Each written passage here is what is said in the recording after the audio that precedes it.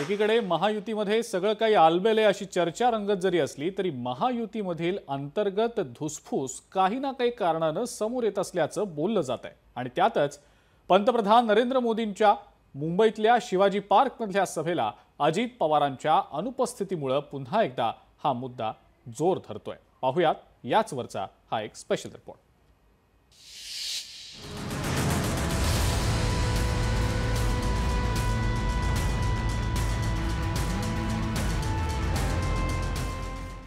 नरेंद्र मोदी यांच्या सभेला अजित पवार यांच्या अनुपस्थितीमुळे राजकीय वर्तुळात चर्चांना उधाण आलंय। याआधी बटेंगे तो कटेंगे या वाक्याचाही अजित पवार यांनी समाचार घेतला होता।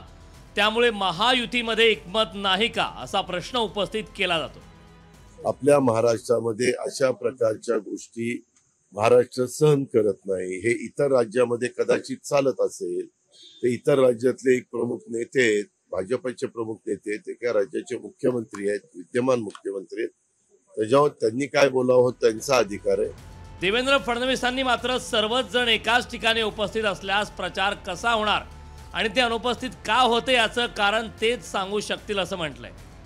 पूना की सभा में अजित पवार जी थे, उसमें मैं नहीं था, सीएम साहब भी नहीं थे, तो हम लोगों ने सभाएं बांट ली थी प्रचार की दृष्टि से। और पीएम साहब का भी ये कहना होता है कि सारे लोग एक जगह रहोगे तो प्रचार कैसे करोगे, इसलिए मैं नहीं मानता कि इसमें कोई अलग बात है।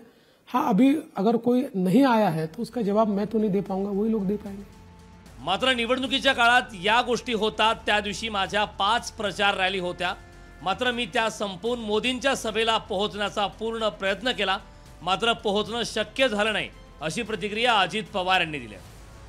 मैंने पुणे में बताया था कि मेरे 5 रैलियां है तो मैं मुंबई में पहुंच नहीं सकता। मैंने कोशिश की, लेकिन वो एयरपोर्ट आए तब मेरा प्लेन लैंड हुआ, और लैंड होने के बाद सिक्योरिटी ने मुझे बताया कि अभी प्राइम मिनिस्टर प्लेन में बैठे हैं और टेक ऑफ ले रहे हैं।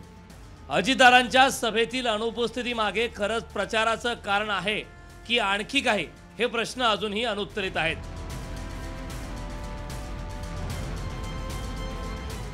ब्युरो रिपोर्ट, लोकशाही मराठी, मुंबई। लोकशाही मराठी, ऐका, पहा, जागरूक रहा।